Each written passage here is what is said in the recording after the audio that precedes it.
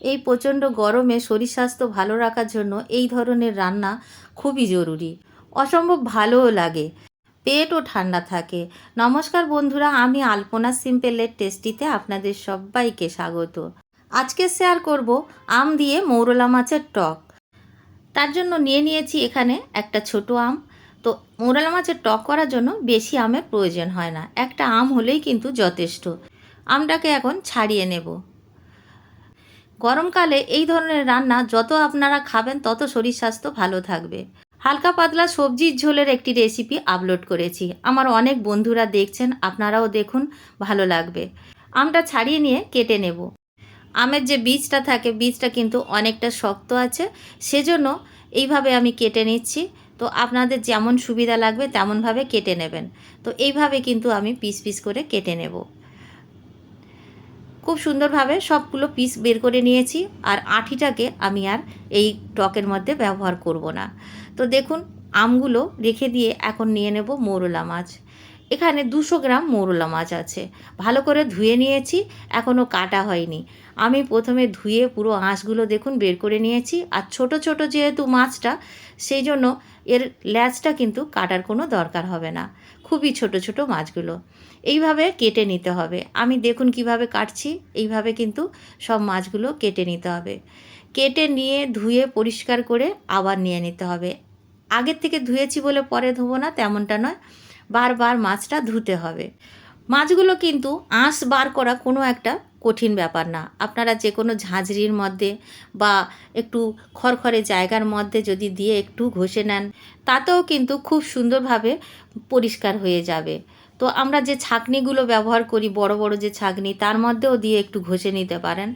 আমি সবগুলো মাছ কেটে ধুয়ে পরিষ্কার করে নিয়ে এসছি। দেখুন, এখন লবণ দিয়ে দেবো স্বাদ অনুসারে, হলুদ গুঁড়ো দিয়ে দেবো এখানে হাফ চামচ মতো। ভালো করে ম্যারিনেট করে নেব। ছোট মাছ যেহেতু আলতো হাতে ম্যারিনেট করতে হবে।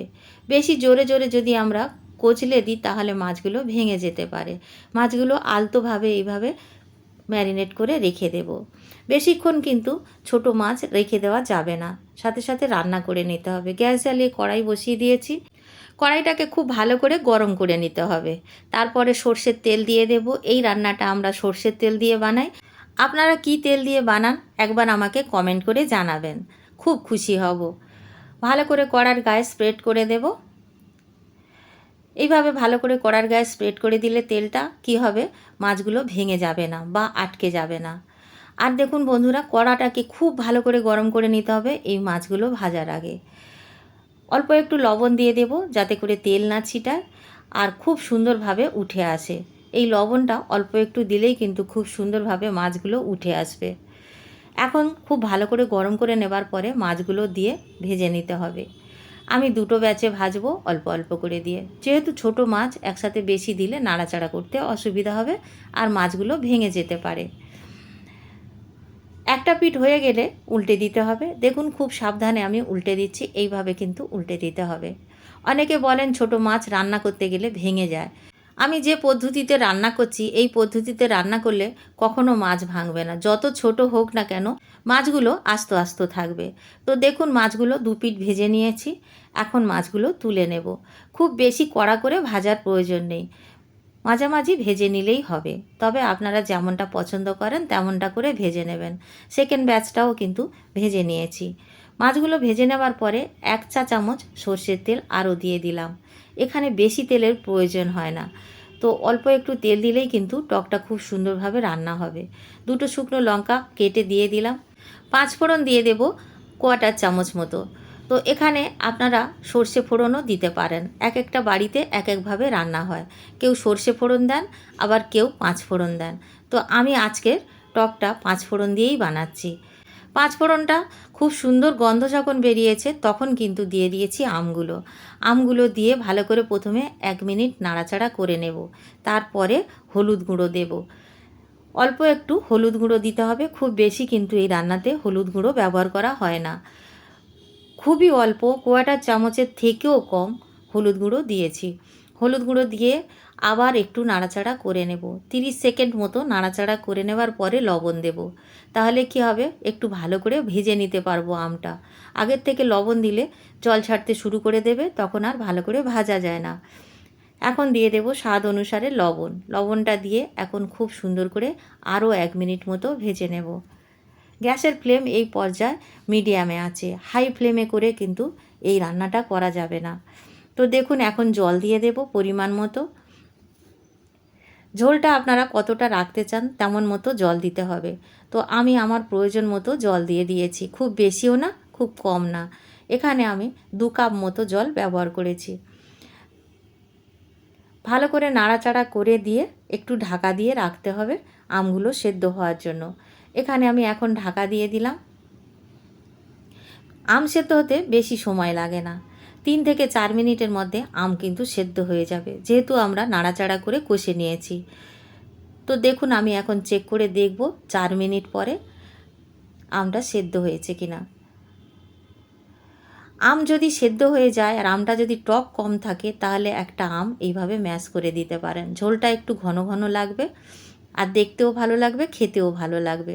তো আমি একটি আম এইভাবে একটু ম্যাশ করে দিয়েছি। ভালো করে 1 মিনিট ফুটিয়ে নেব। আমটা ম্যাশ করে দেবার পরে 1 মিনিট ফুটিয়ে নিয়েছি। এখন দিয়ে দেব চিনি। এখানে আমি 1 চামচ চিনি দিয়েছি। আপনারা আপনাদের স্বাদ মতো দেবেন, যতটা মিষ্টি পছন্দ করেন। যারা মিষ্টি খেতে চান না, তারা মিষ্টি ছাড়াও কিন্তু এই টকটা খেতে পারেন। অনেক সময় আমিও সেটা করে থাকি, সেজন্য আমি আপনাদের সঙ্গে এই কথাটা শেয়ার করলাম। 1 মিনিট ফুটিয়ে নেবার পরে ভেজে রাখা মাছগুলো দিয়ে দেব। এখানে সব মাছটা দেব না, এখানে 3 ভাগ মাছ আমি দিয়ে দেব আর 1 ভাগ মাছ আমি ভাজা রেখে দেব। তো দেখুন বন্ধুরা, মাছগুলো দেওয়ার পরে দেখিয়ে দিই, এতটুকু মাছ আমি রেখে দিয়েছি ভাজা খাওয়ার জন্য। তো দেখুন বন্ধুরা, মাছটা দেওয়ার পরে আবারও ফুটিয়ে নিতে হবে। ভালো করে নাড়াচাড়া করে আবারও ঢাকা দিয়ে দেব। এখন বেশিক্ষণ ঢেকে রাখার দরকার হবে না, 2 থেকে 3 মিনিট ঢেকে রান্না করলে খুব সুন্দরভাবে সব কিছু অ্যাবজর্ব করবে। যেমন ধরুন মাছের মধ্যে টক ঝোলটাও খুব সুন্দরভাবে অ্যাবজর্ব করে নেবে। তো দেখুন এখন ঢাকা দিয়ে 3 মিনিটের জন্য রেখে দেব। গ্যাসের ফ্লেমটা কিন্তু মিডিয়াম আঁচেই থাকবে। 3 মিনিট পর ঢাকা খুলে নিয়েছি আর দেখুন আমাদের টক আজকে রেডি। এখন পরিবেশনের জন্য নামিয়ে নিতে হবে। গ্যাসের ফ্লেমটা আমি অফ করে দিয়েছি আর এখন নামিয়ে নেব একটি পাত্রে। বন্ধুরা বাড়িতে বানাবেন, কেমন লাগলো কমেন্ট করে জানাবেন। রেসিপি যদি ভালো লাগে একটা লাইক করে দেবেন। আমার চ্যানেলে নতুন বন্ধু হলে সাবস্ক্রাইব করতে ভুলবেন না যেন। আজকের এই পর্যন্ত, দেখা হবে পরের ভিডিও নতুন কোনো রেসিপির সঙ্গে। সুস্থ থাকবেন, ধন্যবাদ, নমস্কার।